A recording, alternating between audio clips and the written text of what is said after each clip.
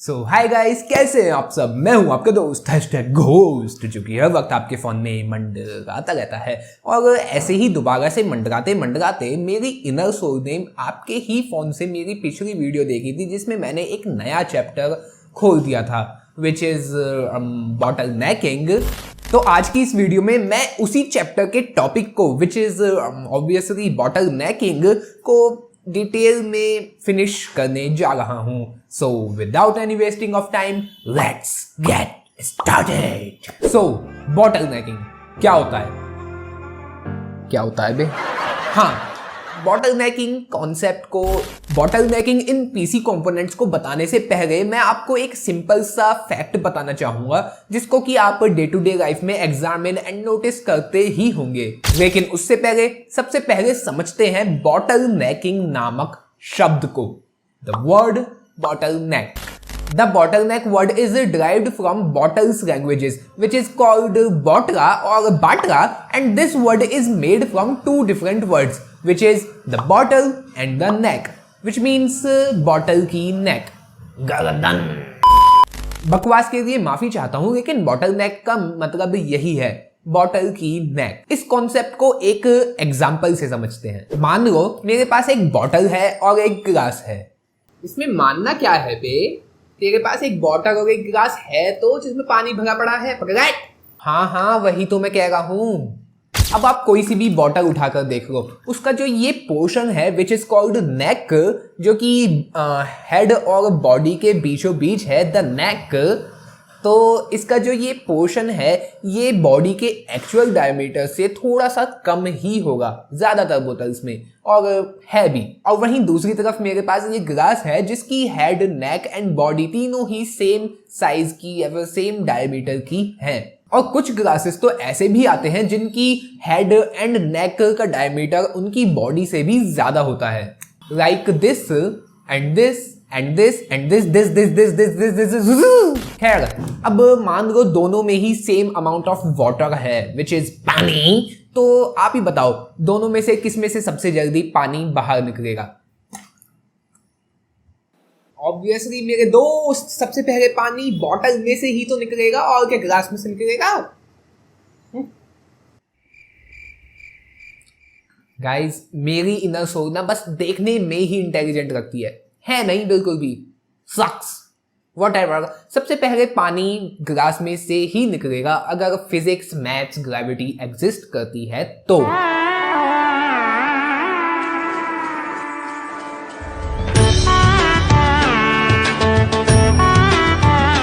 अब यही same concept PC components के लिए भी लागू होता है।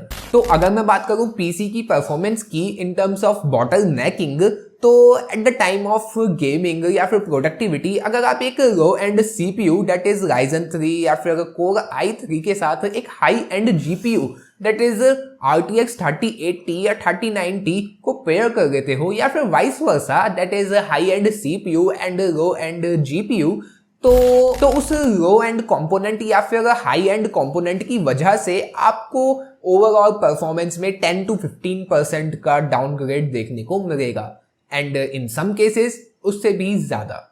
और बॉटल नेकिंग सिर्फ सीपीयू या फिर जीपीयू की वजह से ही नहीं होती है, और भी कंपोनेंट्स होते हैं पीसी के जिसकी वजह से बॉटल नेकिंग का इशू आ जाता है। लाइक अगर आप एक गेमिंग / एडिटिंग या फिर एक अच्छे खासे प्रोडक्टिव पीसी में एसएसडी ना लगा के एक ओल्ड मैकेनिज्म पे बेस्ड, एक ओल्ड कॉन्सेप्ट पे बेस्ड स्टोरेज ड्राइव लगा देते हो, which is obviously hard disk, तो आपको गेमिंग के अंदर गेम्स लोड टाइम, सॉफ्टवेयर्स के अंदर software opening time, rendering time and Windows bootup time, इन सब में टाइम थोड़ा सा ज्यादा लगेगा, which is not good. Computers होते ही किस लिए हैं? हमारे प्रीशियस टाइम को मिनिमाइज करने के लिए। जहाँ पर हमें एक सिंपल सी कैलकुलेशन को करने में 1-2 मिनट लगते हैं, वहीं पर कंप्यूटर चुटकी बजाते ही कर देता है, दैट इज 1-2 सेकंड में। हालांकि वो भी हमारी वजह से ही पॉसिबल है, उसके बारे में किसी और वीडियो में बात करेंगे। फिलहाल बॉटल नेकिंग के साथ ही जुड़े रहते हैं।